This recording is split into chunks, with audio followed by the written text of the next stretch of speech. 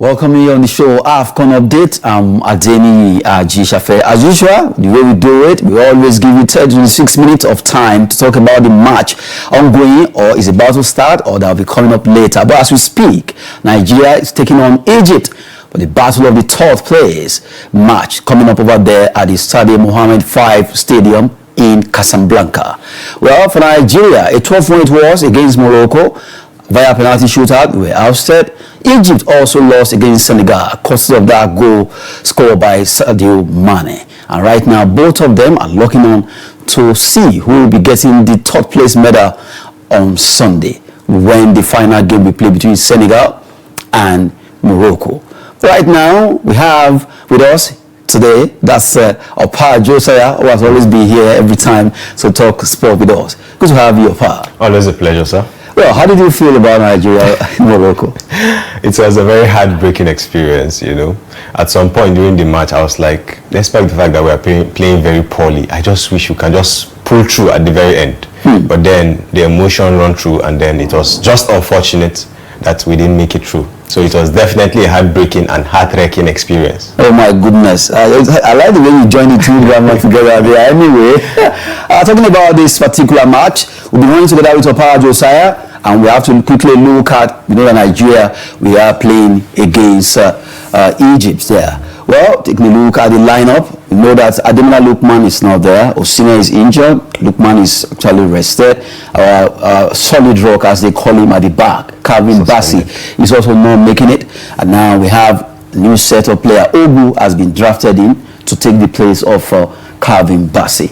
Taking a look at this, you look at the fact that Oyemichi, Ogu, Ajayi, Osai Samuel, these are the back four players. Wabali, of course, is there. Chukwueze has been drafted in. I don't know why you are smiling. Yedika drafted in the middle because our captain, indeed, is also out. Dele Bashiru has also been drafted in. We have Ako Adams, Paul Onuachu, and Moses Simon, who is the captain as we speak. And for Egypt, we have Shobert. They also been at least rested their own goalkeeper, El Shanawi, is on rest. And then you have Shobert there, Sobi, Fatih, Rabia, Harry. You have Hamirada, Lashin, you have Zizo, you have Salah is there, Asho, Trezeguet, and Mohamed. Well, I'm sure Osama Zan knows what he's doing. The way that Kelly is playing his own game, Osama is also doing his own. Both of them are trying to see what they can do to see maybe for the first half, whatever happens, they want to read the game first before they will now go for the second half to see who will be coming in. But right now, taking a look at this, Oppa, are you cool with this? 4-3-3, 4-2-3-1. Well, I'm trying to understand this lineup as it is. You know, I don't have any issue with the defense, but then the rock at the back, just like you earlier mentioned, is absent. And so, now we have Ogu there. Yes, it is left to be seen if he will step up into that shoes. You know, we saw from the last game where Ajayi was shaky at the back, but I just hope that he will regain his groove, his confidence. I understand that the Moroccan team can be very intimidating, but I just hope that we will not see that shaky lapses in Ajayi's game. Then going down to the midfield, I can see Onyedika still maintaining that pivot role. You know, in the last match, he lost 8 out of 10 duels that he contested in. And then he was literally nowhere to be seen. He was nothing out in that game against Morocco. He wasn't. I just hope that today it won't be a repeat of that last game. You know, he ended up picking a yellow card. But I just, with Chukwueze in that midfield, I don't know how they tend to operate, but I'm seeing them operating more like a 4-4-2 kind of thing. But no, this is 4-3-3. Maybe by the time the game starts, at least they will swap. Definitely, because I don't see how Chukwueze will be in that midfield. I see him going more through advanced. The wings. Yes, I see him going more advanced. So that's why I'm looking at it as a 4-4-2 kind of situation. But then when we are off the ball, I see us dropping back to this shape. Well, sincerely, taking a look at it again, okay, Dele Bashiru. I know Dele Bashiru is a bit fast and supporting Yedika there, and Chukwu, like you said, you suspect that Chukwu will be going through the flanks to at least get some ball to Adams, Onuachu, and Simon. We're going to be missing Osimhen in this game due to injury. Well, that's definitely going to be the case. For the couple of games we've played against Egypt, he tended to be missing.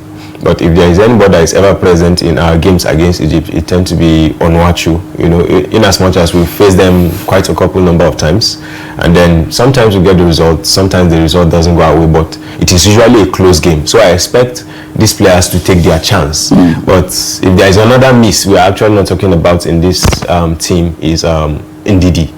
You know, the last game shows how pivotal he was, or he is, in our squad. In as much as I was looking at, okay, maybe after this AFCON, Ndidi will just like step back and then the new guys will take over, but I don't see any replacement, like substantive replacement for his experience and his skill. And that is what we are all expecting to see in Onyeka, but it is yet to show itself. But then this is a game, we are still in the AFCON, this is a game where he can redeem himself. You mean Onyedika? Yes, Onyedika. Good. We have another Onyeka. Yes, Onyeka Frank, the Brentford player. So I just hope that Onyedika will step in and then prove to us to a great extent that he is more than capable to fill in that Ndidi role, because as it stands, one of our major challenge as a team is we are short of squad depth. You know, in the absence of Ndidi, who stepped in, the person wasn't capable enough to a great extent, you know. And now, sorry to call you short, now you mentioned you're already missing Ndidi. What about Alex Iwobi?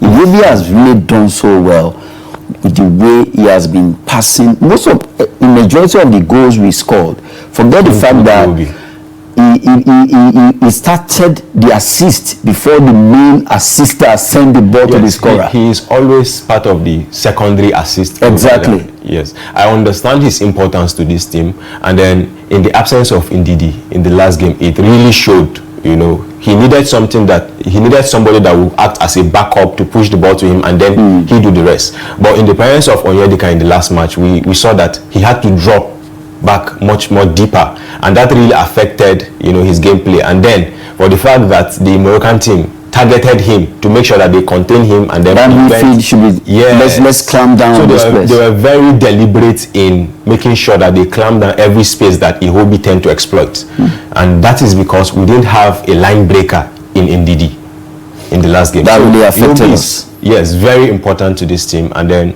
I just hope those that are stepping in to the top this evening will fill in those roles, and then we don't have to miss the presence of these players that are not in action today. Now, Ndidi, Osimhen, Ademola Lookman, Iwobi, Calvin Bassey, 5 solid players are not in this match. And these are basically our stand-up performance in this tournament. So it is going to be a real cracker to see these guys perform, because it's more than half of the team. Now, maybe it's an opportunity for us to also see that, okay, without these 5, after the 5 that we are missing now, 2 or 3 among these new guys, these guys that are actually standing, should be able to justify, okay, if we don't have Alex Iwobi, we don't have Ndidi, I'm here. Dele Bashiru, Onyedika should be able to prove that. Chukwueze should be able to try and find a way within his image, because right now Chukwueze is a bad book of so many Nigerians.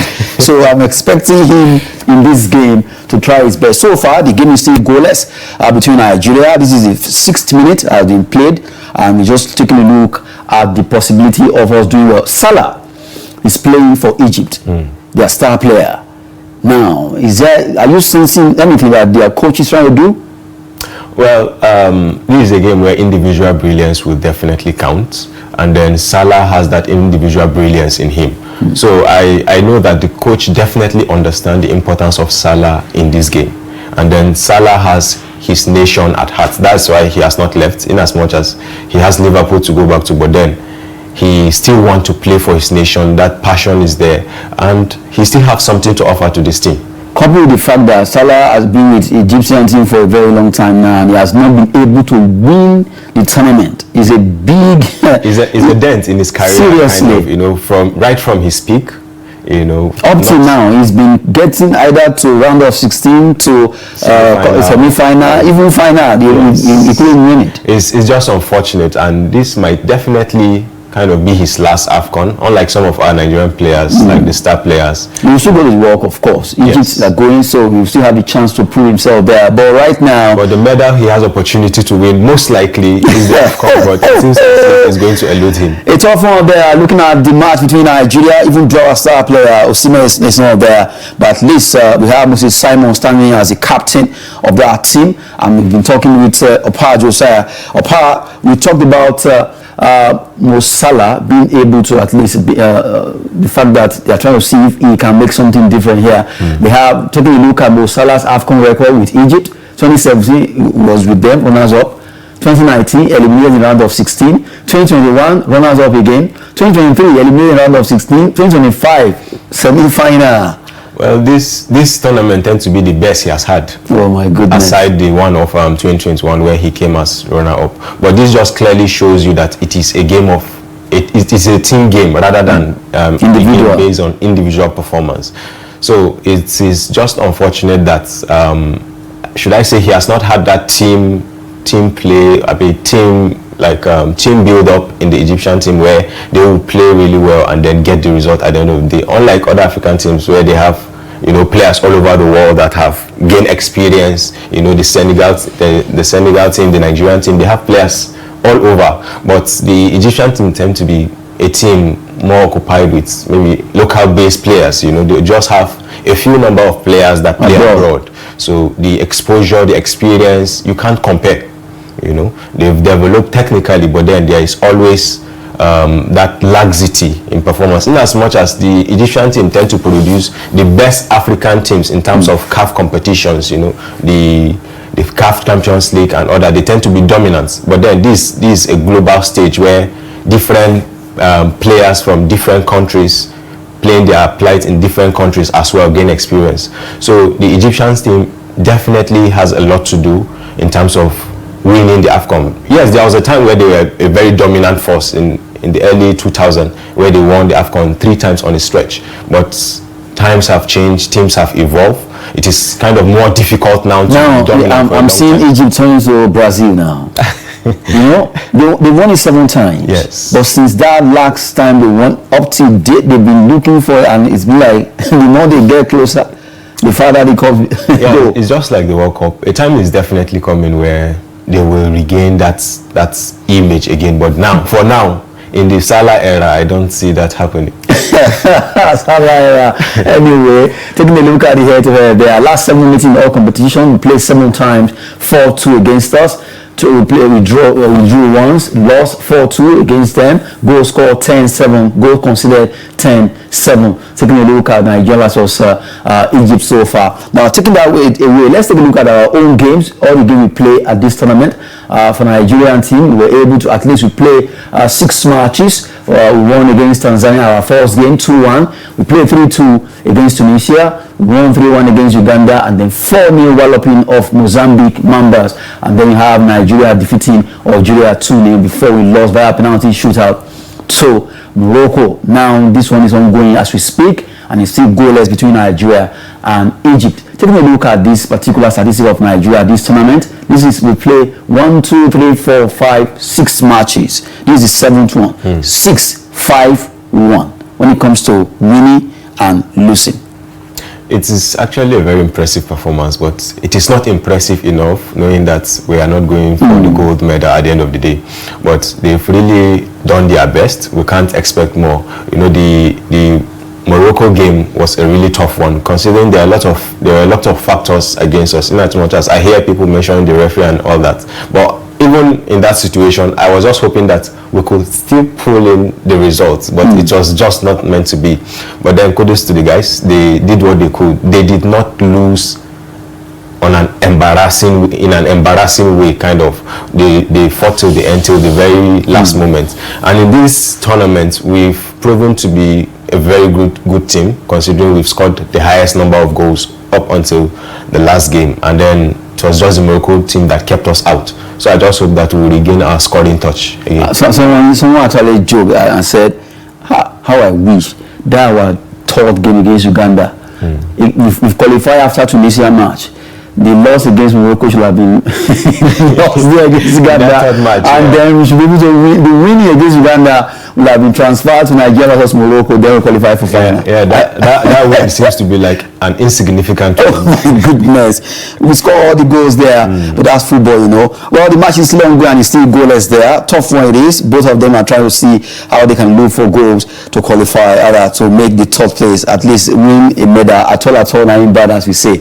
Well, talking to you, I'm feeling like I'm actually sitting down beside one Egyptian player. If not for the jersey you are wearing, I'm always like, am I sitting down with an Egyptian? No, we have to support our own, regardless. In as much as disappointment is written all over, but then we are all Nigerians.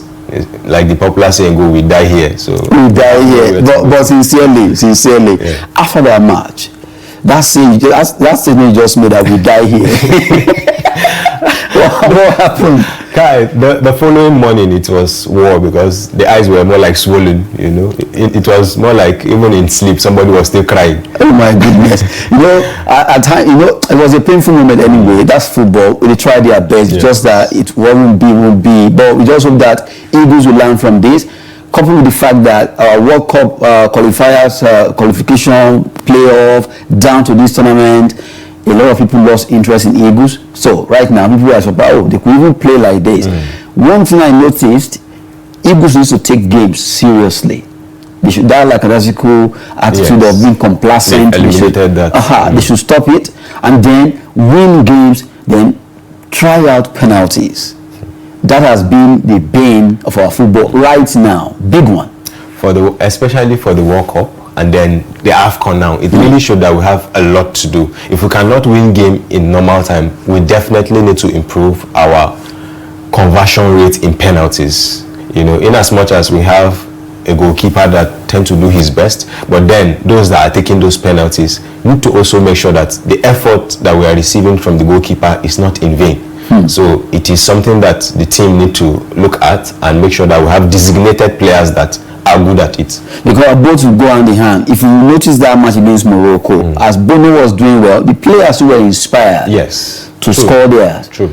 Imagine we two scoring ours, it would have been tough, because Wabali was really trying to, no matter what, even if he moved wrongly, you see that I'm building, I'm ready, no matter what happens. That's one spirit I tend to appreciate in Wabali, you know, despite the fact that he might not save the penalty, but that confidence, that ginger spirit in him is always evident. In fact, he scares opponents. Very true. Because of his size, the way he carries himself. That presence, you know, and then he believes himself, even though sometimes we don't believe in him, but he believes in him.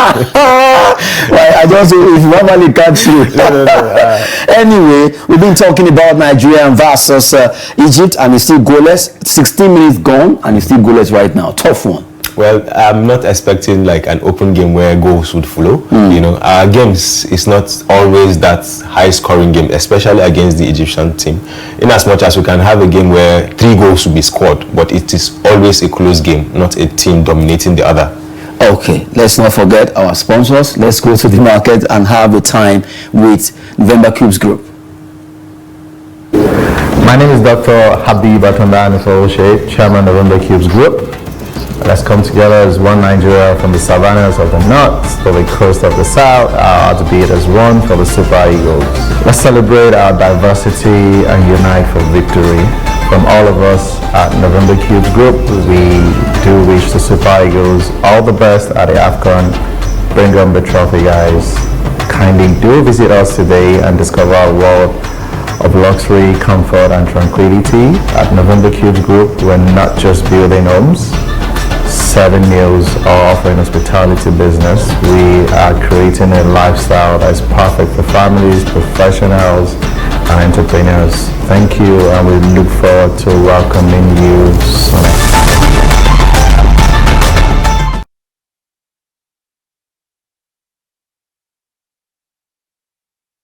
Good to have you join us on the show. AFCON update, where we're talking about Nigeria versus Egypt, and the match is still ongoing. It's getting tougher and tougher. No one out of the two have been able to score, but still it's open for anyone. At least one of them must win, no matter how this game is going to be, either through a penalty shootout or normal time. Oppa, Josiah has been here. Well, Josiah, before we went on break, we're talking about Super Eagles' performance, goalkeeper, and every other facet. And the Nigerians, we're talking about Eric Chell being retained for now. You support that idea? It's definitely supported. I support that motion. We cannot afford inconsistency in management. And then the coach has came in a very critical period in our sport, and he has definitely stabilized the team. We can see a lot of improvement. We can see structures. I remember vividly throughout last year, I barely watched Nigerian match, you know, until he came in, and then I started seeing that there is a game plan, there is a structure,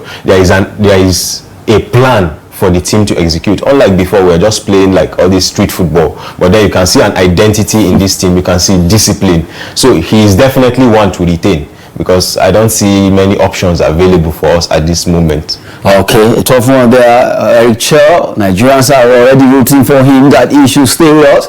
We heard that Tunisia could be gunning for him. Well, he's becoming a high commodity now. Anyway, taking a look at the road to the final. Well, the final will be coming up on Sunday between Senegal and Morocco, the host nation. Right now, just in a quick one, looking at the journey from the beginning to where it is right now. Of course, everybody that started the journey, well, taking a look at the way it is now, is getting more interesting for the fact that you look at the colorful, the colorful graphics here. But I love the fact that at least our green is still showed a lot of times before we got to this particular one that we are playing right now. It's so painful that we couldn't move from here to this place, you understand? But nevertheless, no one even believed that Eagles would be able to get with this place. At the beginning, when the first match, Nigeria were like, there was no hype around the team. That's basically it. But then there's one tournament that there was no real surprise. You know, there was no team, there was no underdog story. So all these teams that are there really deserve to be there. They are basically the top teams we have in Africa, and they've staked their claim. They've flown their flag really high to be in this level. So there is really no surprise. It's just disappointment, especially we Nigerians, for not getting to the final. Well, very painful. Well, at least, no matter how it is, the redemption is still coming. Hopefully, if we are able to beat Egypt, as the match is ongoing right now, and it has gotten to 28th minute, and it's still goalless between Nigeria and the Pharaohs of Egypt. Now, taking a look at Morocco, well, look at them. They have their red with the star. They have Nigeria, and they have Algeria before they were cut off. And then you look at Egypt, their own trajectory. You look at Senegal trajectory before they go here. Beautiful. So it's going to be the flag with the red and the star, and the flag with the stripe of yellow, green, and red, and the star. So this time around, it seems teams with red in their flags are able to go to the final. Yeah, that's true. But then we can also see that teams with green also, like, you know, showed themselves. Look at Algeria, look at Nigeria, look at Cote d'Ivoire, Senegal in its own case. Even Morocco has a touch of green. So we have no matter how it is, green is still there. Even their star is green. Definitely is going to be a green. A green, my goodness. And you know, Senegal, they always wear green at least. And just like us. teams as well. Well, tough one it is there, but as it is, the final one is coming up on Sunday. They'll be having that will be on Sunday by 5 p.m. Focus is on Nigeria versus Egypt. This match, as it is, what are you looking at the scoreline before we wrap up? Well, I'm looking at either a 1-0 or a 2-1. 1-0, yes, 2-1 in favor of. I'm definitely going to say Nigeria. Even if I see vision, I will see the way I'm walking closer to you. I'm ready to give you a point if you have changed. No, even if I did saw a vision that Nigeria will lose 2-1 or 1-0, I would definitely say I see 2-1 for Nigeria. You kind of scared when I was going close. So, with the way it is right now, who do you see that could score for Nigeria? Onuachu. Paul, yes, the towering striker, Transport there. We definitely need to create chances. He is a threat in the air, so I just hope that they will give the right placement. I think that's where Moses Simon comes in this game, because he has it in him to give great pull-outs. I love the fact that Moses Simon, Chukwueze, they are very tricky, both of them. I just hope that they will connect well, and something will happen for Onuachu to be able to bang in the goal. But so far, for Super Eagles, this tournament, rate them by percentage. I'll give them an 80. 80%.